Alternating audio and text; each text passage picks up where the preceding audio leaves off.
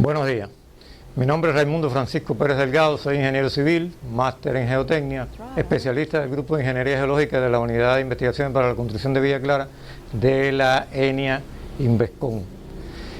El trabajo que mostramos es Puente de la Carretera Central sobre el río Jatibonico, un diagnóstico osado, lo realizamos de conjunto con los especialistas Yasniel Rodríguez Peralta y Javier Guzmán Nápoles Leal.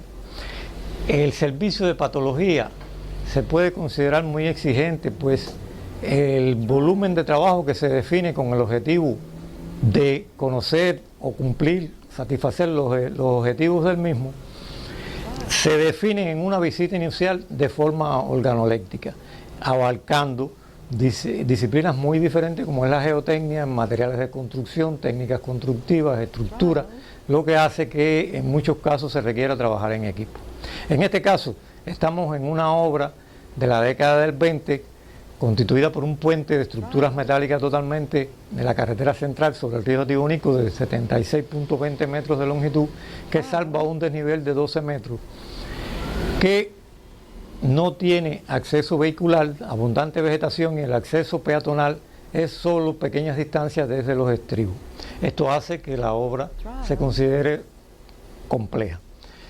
El difícil acceso y la carencia de andamios y otros equipos que permitieran el acceso a todas las partes de la estructura hacen que se introduzca un alto grado de subjetividad e imprecisiones que conllevan a un diagnóstico reservado, independientemente de que el levantamiento estructural sí se puede considerar preciso.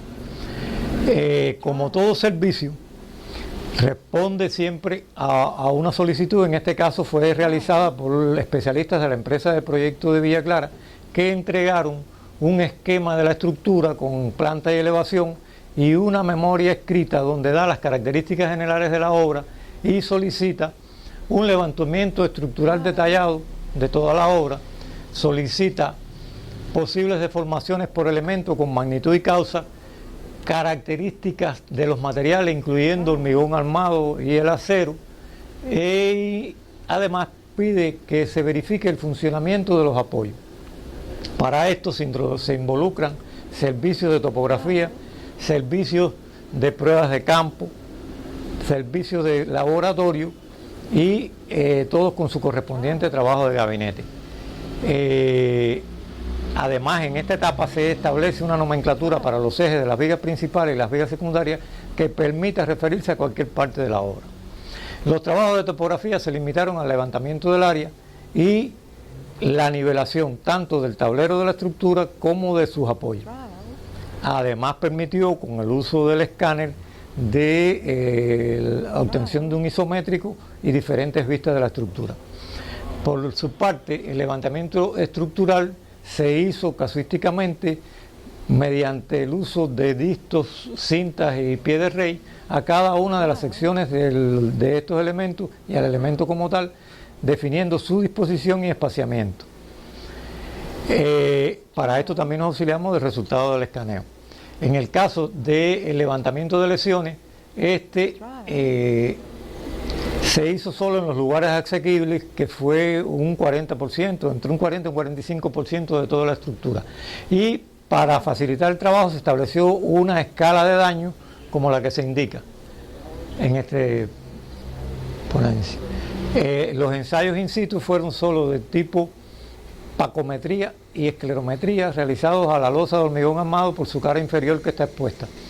Mientras que los ensayos de laboratorio se realizaron a 9 muestras tomadas a razón de 3 muestras por elemento, en algunos casos del alma y otros del ala, con diferentes diámetros.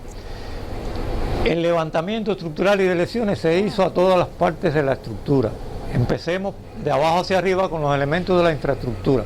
En la infraestructura, esta está constituida por 2 estribos que lo conforman 2 muros de hormigón armado masivo y de gravedad de 1090 por 2.20 sucesión rectangular en planta y entre 5 y 7 metros de altura a partir del terreno natural, sin contar los aletones que tiene a ambos lados con 30 grados de inclinación y pendiente 3,2 hasta el terreno natural.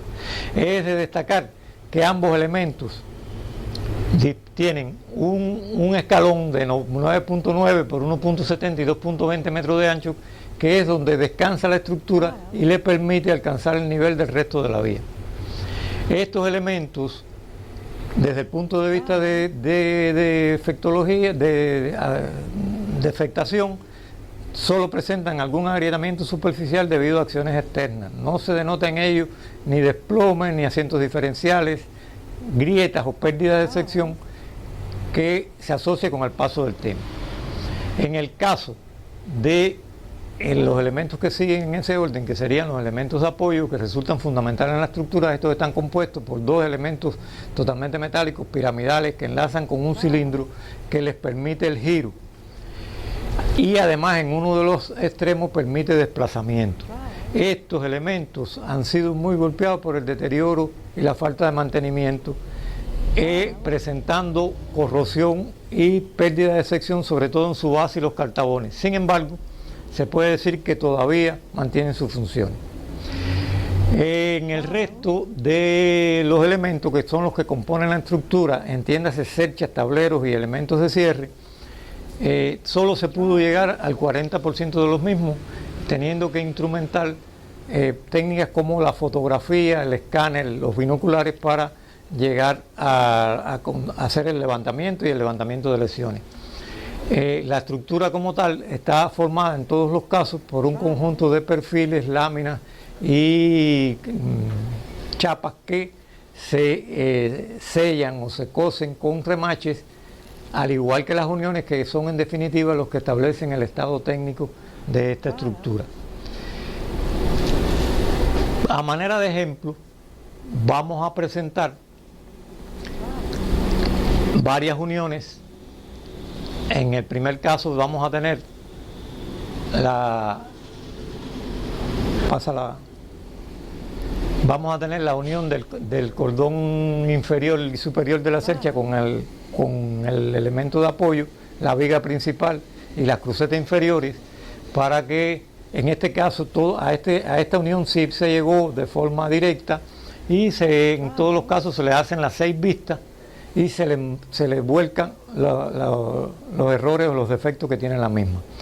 De esta manera se hizo también en la unión del cordón, del primer y segundo tramo del cordón superior de la cercha, a la que llegan 7 elementos, en todos los casos sacando todas sus vistas y volcando los defectos que se detectan en cada una de ellas.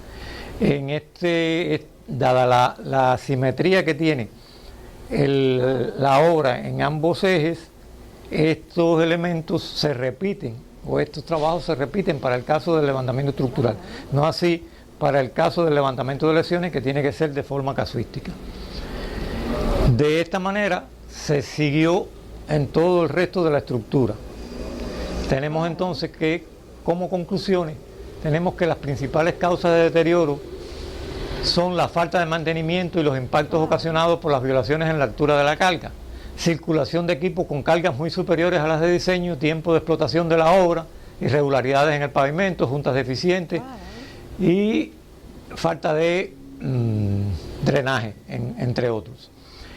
El estado técnico actual se considera crítico en los elementos de cierre, que sí van a requerir reparaciones que posibiliten restituirle rigidez y el comportamiento como un todo de la estructura, con cierres temporales de la vía que exigirán de una solución vial alternativa. Los montantes presentan el efecto de los impactos de los contravientos con reducción de su luz libre entre 2 y 9 centímetros. Sin embargo, la inflexión que ocasionas nunca rebasan 1 grado en ninguno de los casos. Los aparatos de apoyo han sido muy afectados por la falta de mantenimiento y limpieza programada, con pérdida de sección en los 4 casos. Sin embargo, los mismos funcionan, asimilan solicitaciones de giro y desplazamiento, lo que sin mantenimiento pudieran estar sometidos a un desgaste que puede ser irreversible. El hecho de no disponer de andamios y otros accesorios que facilitaran la inspección y medición detallada de toda la estructura, de existir oscilaciones en los valores obtenidos en las diferentes medidas producto de las pinturas protectora, la corrección, las deformaciones, haberse usado el sistema inglés que no tiene conversiones exactas con el sistema métrico actual, y entre otros aspectos, hacen que la documentación gráfica adquiera en algunos casos carácter de croquis, aunque las medidas tomadas son reales en todos los casos. En las restricciones de circulación con reducción de velocidad y circulación en solo uno de los sentidos establecidas por tránsito, se recomendó incluir el trayecto centrado de manera que se reduzcan o minimicen las solicitaciones transversales, pues la pérdida de inercia hace que afecte el trabajo conjunto de la cercha, que ya está muy debilitado. Los resultados alcanzados, muy útiles, aún con las limitaciones de acceso a andamio y equipamiento, entre otros, para nada están justificando o aprobando la mala preparación para las investigaciones, cuyos resultados exigen niveles de precisión que no deben dar lugar a ambigüedades ni confusiones. Los trabajos y resultados aquí resumidos, con esta combinación de servicios de diferentes disciplinas y distintos especialistas que permitieron alcanzar los objetivos iniciales trazados, podrían constituir en este tipo de obra una estrategia a seguir en estudios venideros de estructuras con similares características. Este es el trabajo. Muchas gracias.